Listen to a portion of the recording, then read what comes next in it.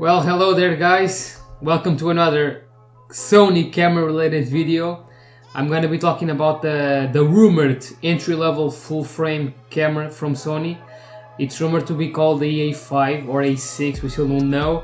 This is supposed to be a full-frame camera in an APS-C style body, so it's basically going to be an A7 III in an A6000 style body. It's rumored to not have an EVF. Now, in this video, I'm going to be talking about some of the rumors that have been going on at the moment, and I'm also going to be talking about what I will do to this camera, how I will design this camera and market this camera, because I don't think Sony is really going forward greatly with this concept. I think they should have went another way, and I'm going to be talking about that, how I will design this camera and how I will target customers. So I'm already right here at Sony Alpha Rumors, my favorite site in the world, of course.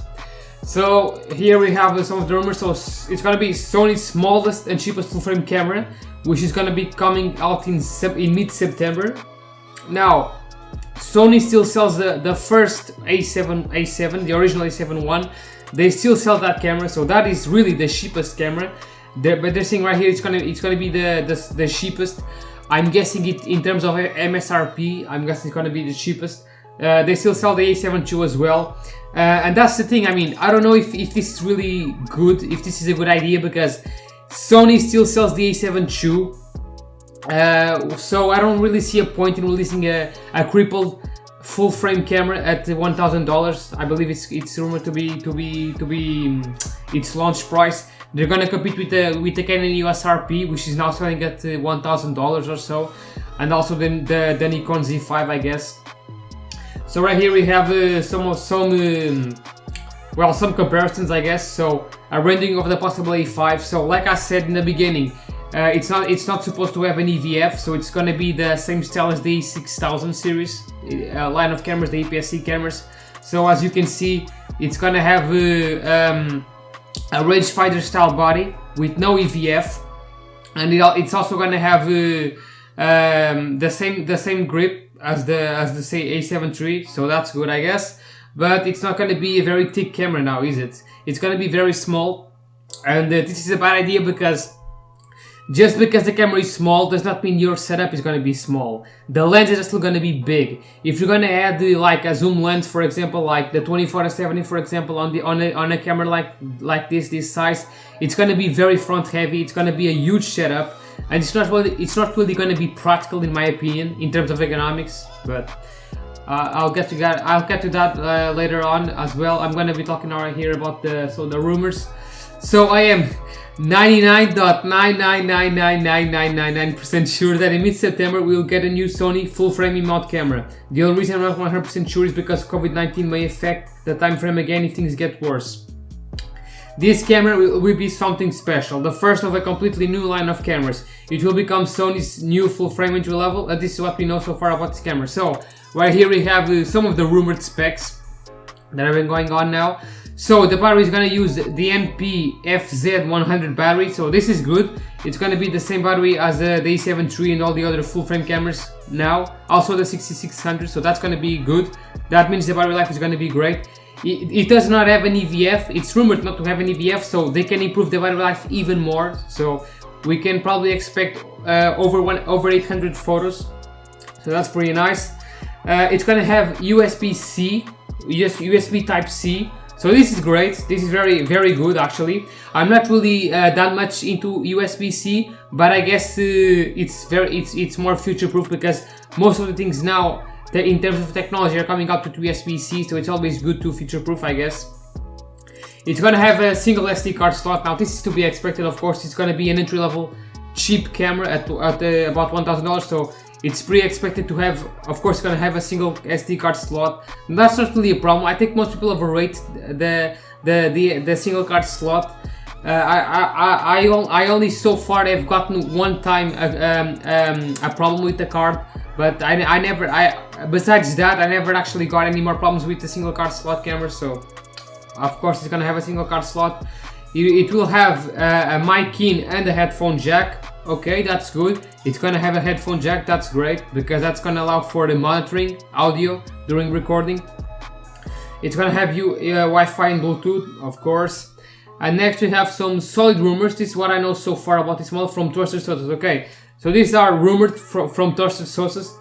They're probably gonna be true. So it's gonna be a new it's gonna be a new full frame mount camera, of course. It's gonna be an entry-level model. Okay, yes, it's gonna be at the $1,000 price bracket or so. Like I said, to compete with the EOS RP and the Nikon Z5. It will be something completely new in the lineup. No A7 or A9 model. I don't have a confirmation of the name yet, but I suspect it'll be named A5 or A6. Okay, I think it's gonna be named A5 because Nikon released a Z5, so I'm guessing Sony's gonna call it the A5.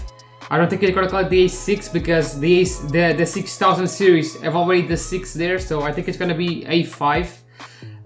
Also, the announcement is gonna be mid-September if COVID-19 does not mess this up. Okay, so they're expecting to announce it mid-September. Okay, and right here we have some unconfirmed specs from unreliable sources, from news sources actually.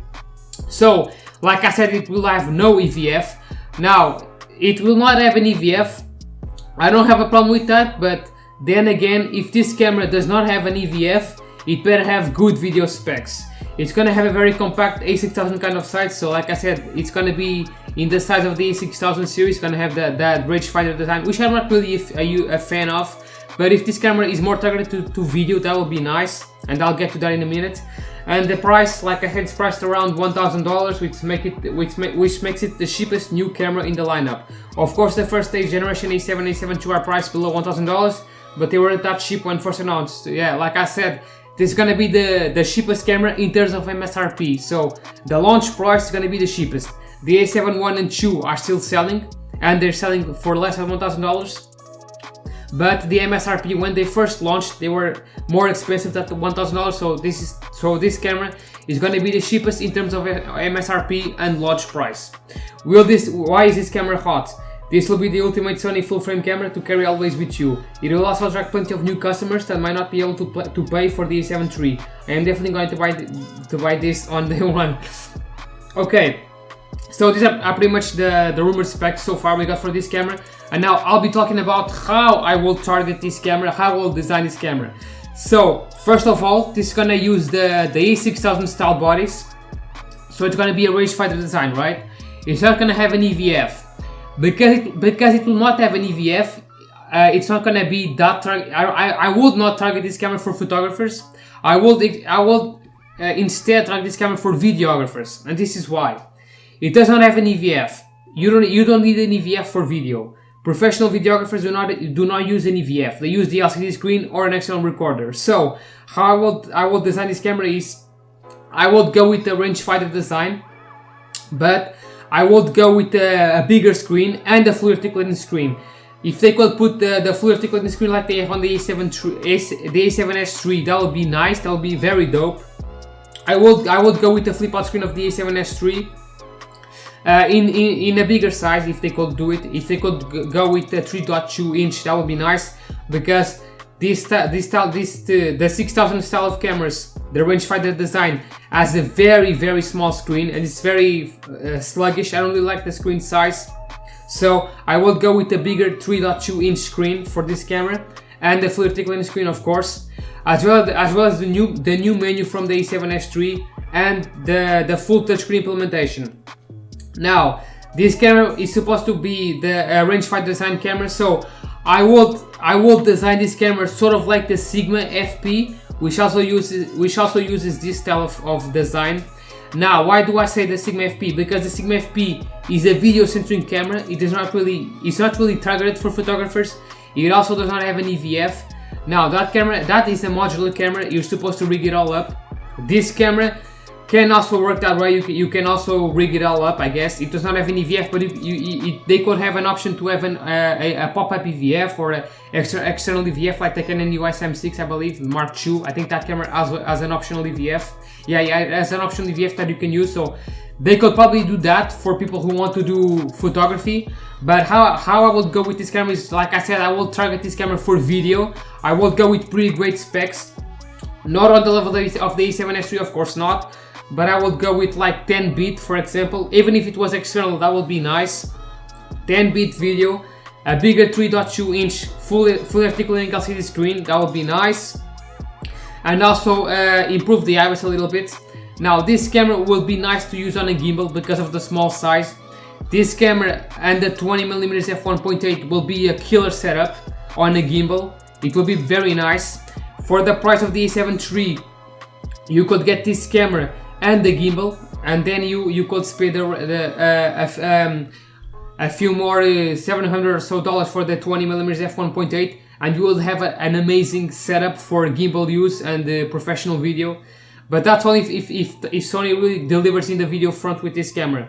Like I said, this camera, I would go with a more video-centric camera instead of photography, because this camera, it's not going to be that great in terms of ergonomics. As you can probably see, it's going to have the rangefinder design.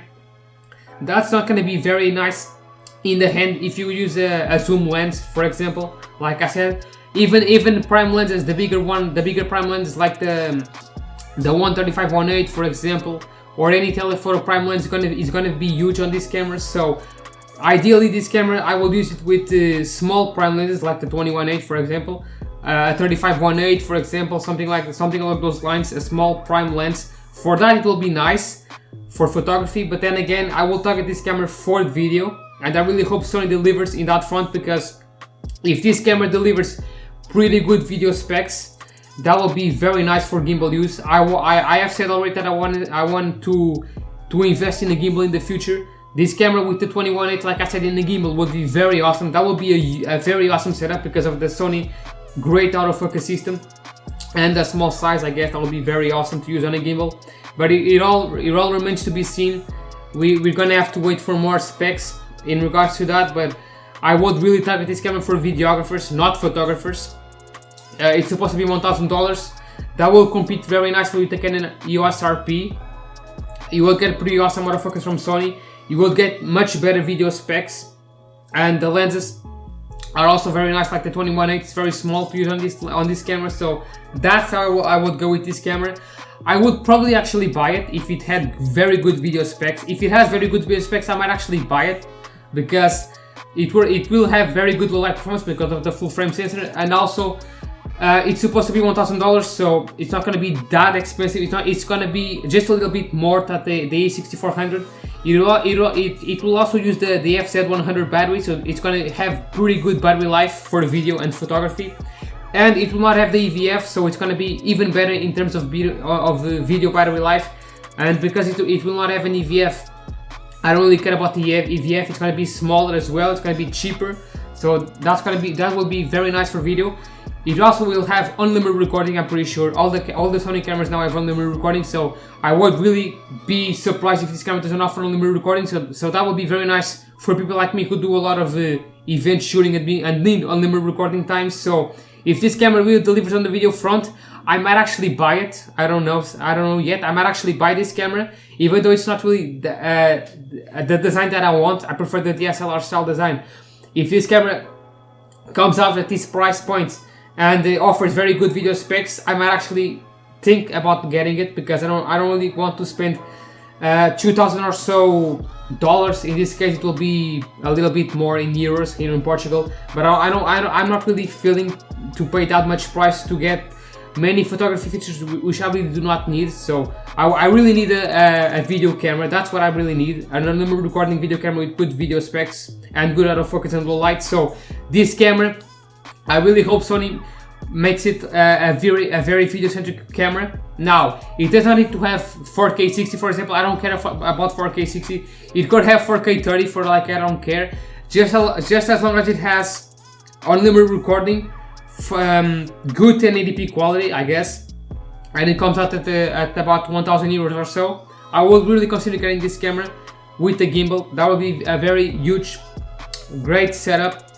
Should I say, that would be a very dope setup for video and gimbal use. But we're gonna have to wait for the rumors to come out to see how this camera will go. But for the time being, this is how I would market this camera and target it. I would go with the Sigma FP type of camera, but at a cheaper price with more crippled specs, so no raw video, because most people don't really need raw video. As far as 10-bit goes, now that's uncertain. it's not gonna have 10-bit video, I'm pretty sure, because it's $1,000. It's not gonna have 10-bit video, but if it had on the 10-bit video externally, that would be nice. But then again, that's not really important, because at this price point, most people that will get this camera or are thinking about getting this camera will not really care much about doing post-processing. For that, they can just get the A7S III or wait for the A7 IV. So yeah, I really hope this camera delivers in the video front. So that's it, guys. That was a little look at the rumored Sony A5 or A6, whatever they end up calling it. This is how I would design this camera, how I would market this camera. Pretty much a Sigma FP competitor, pretty much, because they're the same design pretty much. $1,000 would be very nice. Here in Portugal, it will probably go up to 1,200 euros or so, probably. But this camera, if they really deliver in the video front, it will be very nice. You will pair this camera with a gimbal and a lens like the 21.8, for example, and you will have a killer setup for video. So I really hope Sony delivers in that front, because we really need a better camera when it comes to video at an affordable price from Sony. So yeah, thank you guys for watching the video. If you like my work and want to support me, you can always visit the channel and subscribe, and hit the subscribe button and hit the notification bell to stay up to date when I release new content. And I'll see you guys in the next one. I will be releasing more camera related videos in the future as well, when I have the time. Also, starting this month of August, I will start coming up with gameplay videos for you guys. I have already spent some time getting the setup ready on my bedroom for my new laptop and stuff, and the other microphones. So be sure on the lookout for that. And that's it, guys. Thank you for watching the video, and hopefully Sony delivers when it comes to the A5. Hopefully this camera is really great for video, because I really need to upgrade my camera, and I'm sick and tired of my Nikon D5500. So thank you guys for watching, stay safe out there, and I'll see you guys in the next one. UNHOLY-OMEGA, signing out.